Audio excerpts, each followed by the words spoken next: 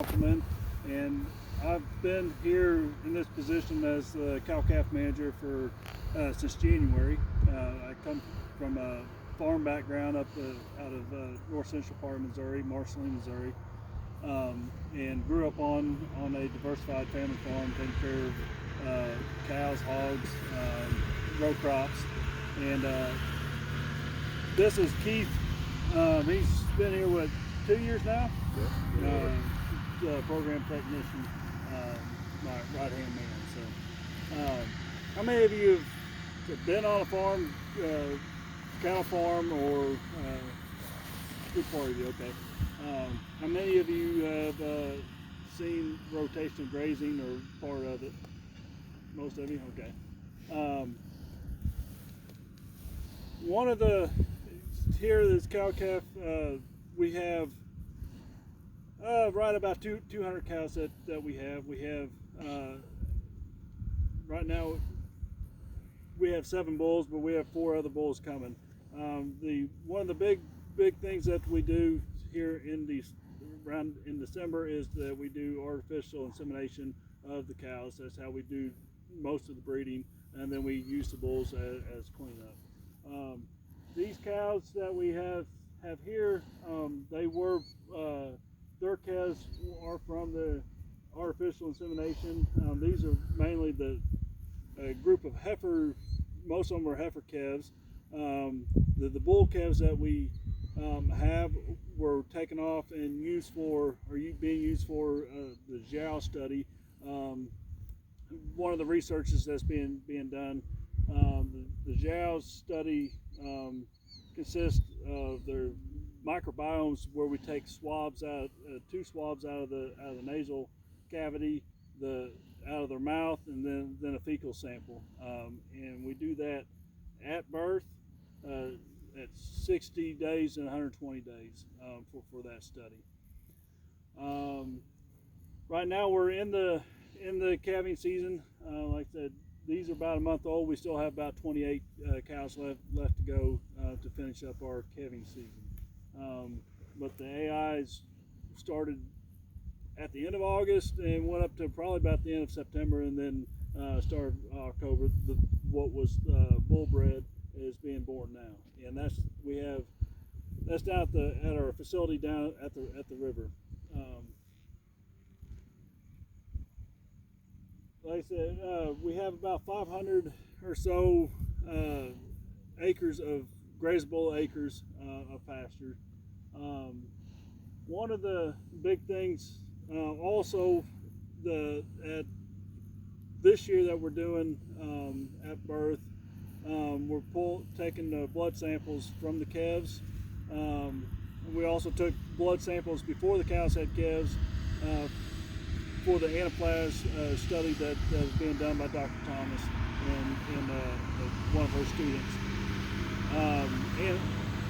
Anaplasma is a disease that typically comes from flies or ticks or stuff like that. So and it can cause abortions during pregnancies, and so the cows could lose their calves, and so then that's for the farmer, that's money lost because they don't have a calf to be able to take to market. So we're taking blood samples. We took blood samples prior to the cows, prior to having calves. Then we're taking blood samples of the calves at birth, and then we'll come back and take the body condition scores also of the cows prior to calving, and then prior to breeding, and then at weaning we'll take their body condition scores at that point. I think that's the last. Once we're done with taking blood samples from the calves, we're done taking blood samples at that point. But we're trying to see if the cows potentially would have anaplasma. Are they, a calf was born, or are they passing that on to the calf? So that's kind of what Dr. Thomas. There's actually something new that's being done. So it's research on that. Any questions at this point? Okay. Other typical data that we're taking at birth for the calves is their birth weight, and then also we're putting a ear tag in and tattooing both ears, for identification. On the mama cows, we want to look at their what we call udder scores. We're looking at the suspension of the udder is as the older the cows, as they have more calves, a lot of times the suspension of the udder it starts dragging down farther and at birth. And then we're also looking at the teat size. Is it small or is it really big? We have some cows that as may get an infection or something like that. So we're taking those scores. Typically we want something that's the suspension's a lot, the udder is a lot closer to the cow, and then the teat size is not. One, it's smaller. We definitely don't want the one, because we've had some that you're growing it, it makes it very difficult for the calf to want to start sucking to be able to get a hold, and so then that section of the udder, that teat is not going to be good until at times maybe the calf, as it gets bigger, may be able to start sucking on that teat. So we're looking at that, and then we're also looking at the cow's behavior. Can we go out there and take care of the calf, and the cow, is she going to allow us to be able to handle the calf, or is she going to come at us, charge at us, chase us off, or something like that? So we're taking scores on that.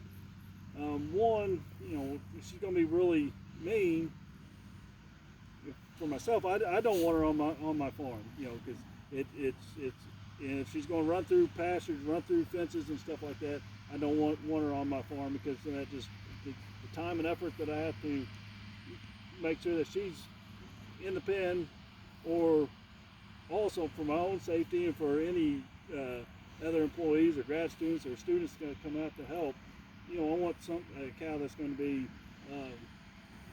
tame, and for the most part, it's not going to hurt anybody. So we're giving scores between 1 and 1 is they're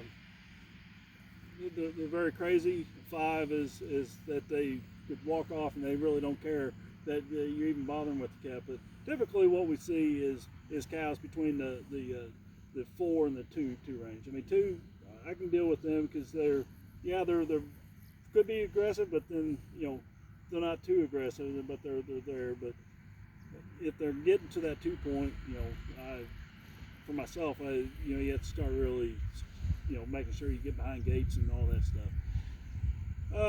The other score that we're taking is calving ease, or how, typically when we show up, the calf is born, so we're not, that's going to be a score of a 1. But then there's going to be times that we're going to may have to pull the calf, help assist the cow that have the calf. And was it easy? Was it hard? What was the difficulties on that? And then the thriftiness of the calf after it's born. Does it get back up and really want to start sucking, or is it or is it having trouble to get up and start sucking on the mama cow? So, any questions on that? Okay. One of the things that I, since being hired, is I was one to establish rotational grazing. One of the pretty difficult in some of these pastures is finding the waters and stuff, but this is one of the pastures that I was able to set up. We have the pond central, and I have 6 different paddocks in here. I have one where the cows are in, and then there's one here. There's I have cross fences, electric fences out here, and one of the main things with cow calf is that having high quality forage, a lot of a good amount of forages, and if you're just putting the cows out into this 40 acres, they may be out here maybe 3 weeks, and they'll have it all cleaned up, and it'll be grazed down to where, and that's just continuous grazing. Well, I have six of these paddocks, about 7 acres each or something like that, typically what I've recently is they're in there about a week, you know. So instead of 3 weeks on 40 acres, I can now get it to where I have 6 weeks or longer. But then with that, if it's raining and nice weather and we're getting, you know, grass growing back, after they go through, it'll get 30 days worth of rest or something like that, and so we'll have a good growth back up. So I can continue to have that good growth, and my goal is to get it to where we're doing about 300 days worth of grazing. That's what the goal is. So I would like not to have to put hay out to feed hay out to them until, you know, January. That's my goal. But if the grass isn't growing and stuff like that, you know, the situations we, you know, would have put hay out. But I just moved them off this on Friday and put them in there. So unfortunately, you're not able to see the cows move. I'm not going to move them to the next one until they get this grazed down. But unfortunately, for you don't get to see how the ease of being able to handle the cows and get them to move to the next place, because it goes pretty smooth. And you already can see within the 3 days that there is a little bit of grass already starting to grow back. You know, with the cooler weather, getting this little bit of rain, hopefully we'll get a lot more. So that is. Any other thoughts? Am I missing something? Oh, very thorough. With how we operate. I mean, we do put up hay right about, I think right about this year we're putting up 800. Previous years I think we did about 1,200 bales, but I'm hoping with the extended grazing capabilities that, you know, the 800 bales that we put up will suffice throughout. So any questions with What type of cows are y'all running? these cows? Are a mixture between Black Angus, probably some Simmental, Hereford, there's probably some Brahman in there. So good mixture.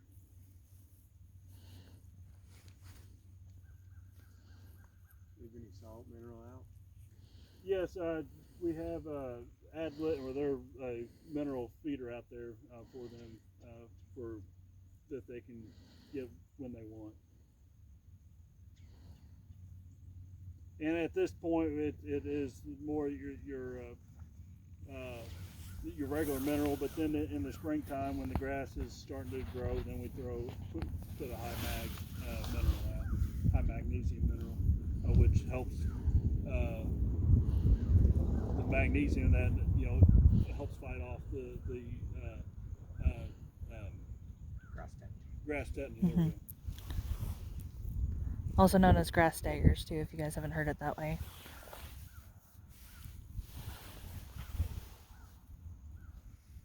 Any other questions? What do you do for flies? Do you do that in the mineral, or? The flies that this past year I actually had them run through while we were weaning them, or we're giving the shots and everything. I was spraying them also, you know, with the fly spray at that point. But otherwise, we also put in fly tags in the ears.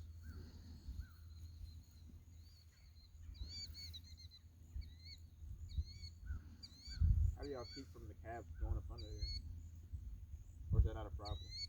I mean, typically it's not a problem, but you know, they're young enough they kind of go back and forth. But otherwise, they could drop the wire down just a little bit lower to keep them. But as of right now, it's not a problem.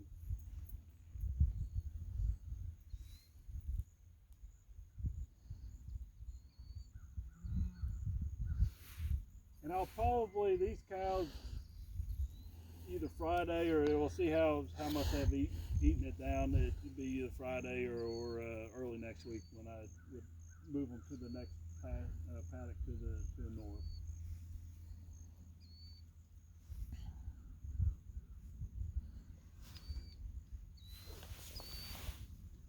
Any other questions?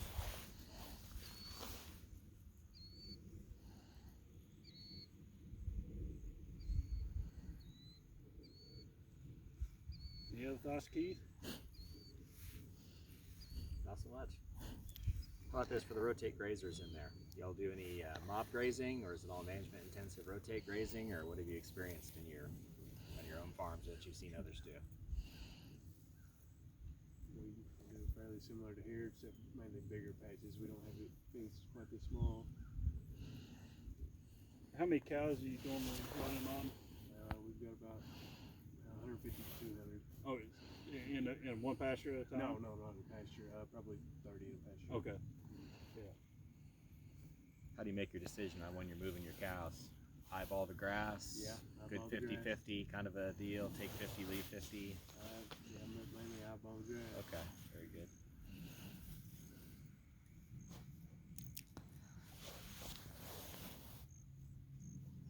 What weight do you got? Do you wean at weight or wean at age or? Typically, they're born now, and then we're weaning there in May. So age is where they're normally what they're being weaned on. Now the jowl study, I actually I forgot to mention on that those bull calves, once we wean them, they actually go down to the feedlot at West Texas A&M, and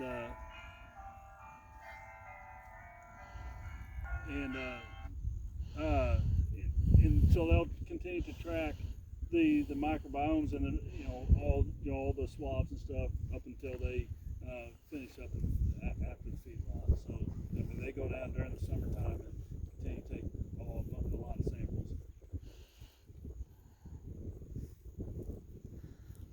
Yeah, that's a good question about flies. It's probably worth talking about too. We're finding out here that chemically we're running out of options to control parasites with. The cattle rapidly grow immune to just about everything science can throw at it. It's becoming a very serious cost issue for producers. So some what Bernie's implementing here is old school but new in many ways. Of course, this is tire action here, but with his rotate grazing, he's going to continue to move towards smaller and smaller paddocks and move towards what we call a mob grazing mentality, where you've got many hundreds of thousands of pounds of animal units on a very small piece of ground for a very short period of time.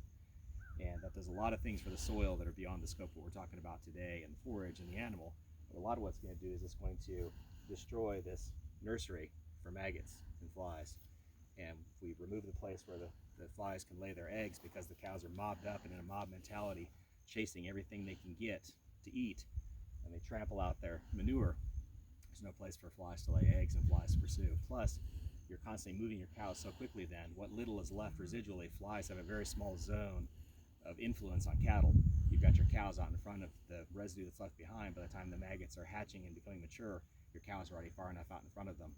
They've lost their host animal now. So many of the things he's implementing here are something that great grandpa did many, many years ago, but has been forgotten, is now coming back into vogue because we've run out of chemical and technological options to control some of these things. So perhaps another look at that subject matter.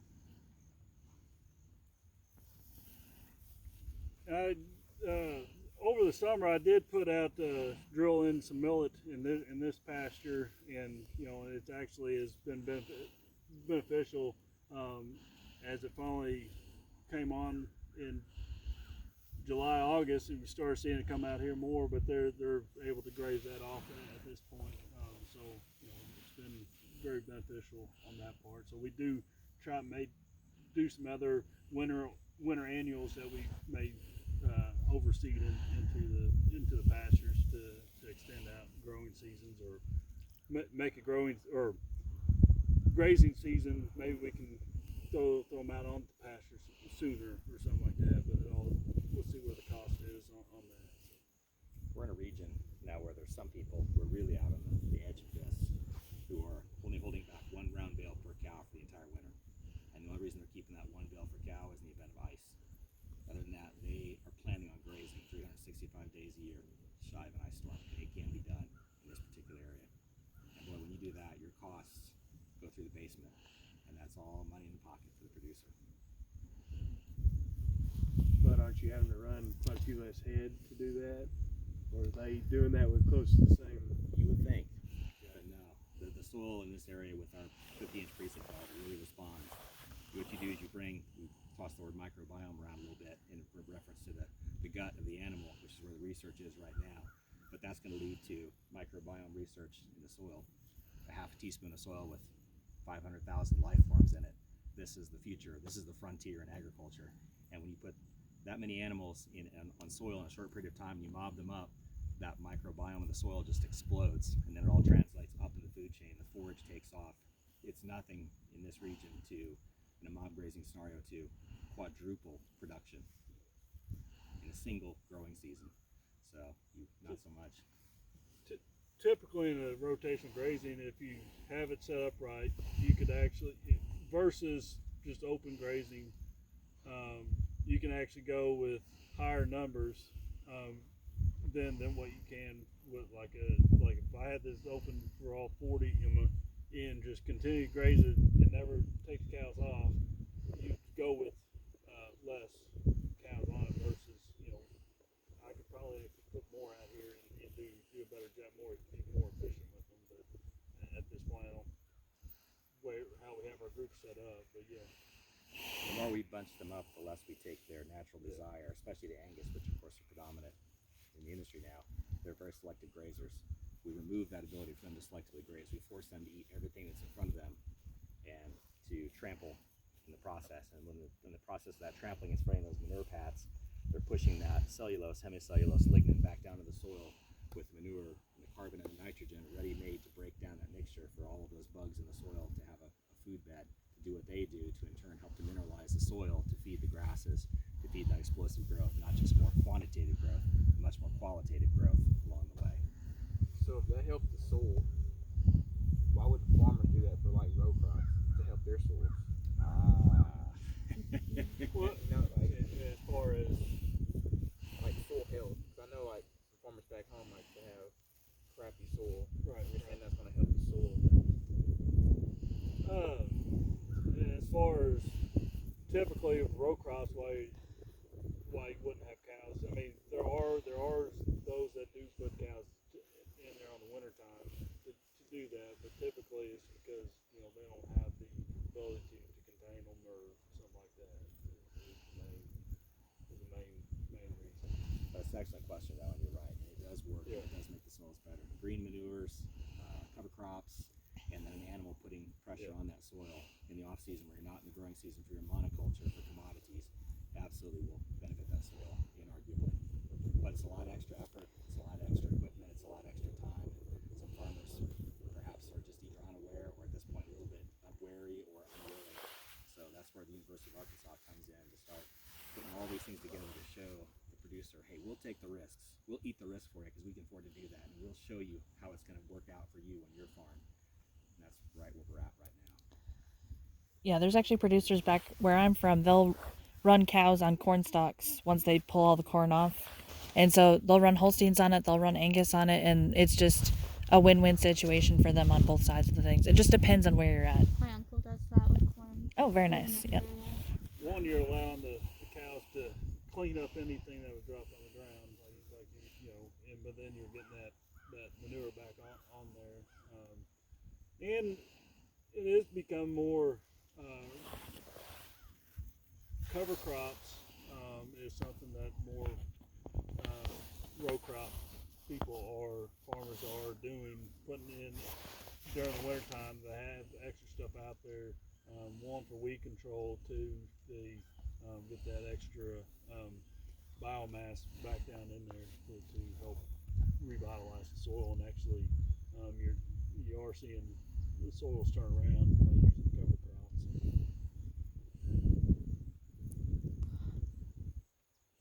Grazing the stover is an excellent example of not just feeding the cows basically for free, but also a lot of farmers don't know what to do with all that leftover stover.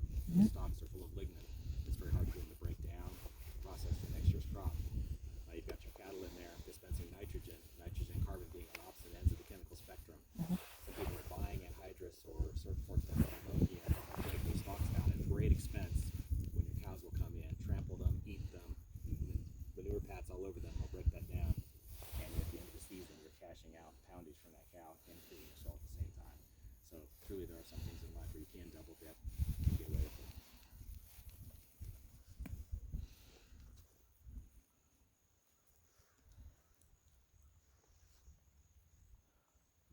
questions? It was good questions. Yeah, I'm impressed. Some really good questions.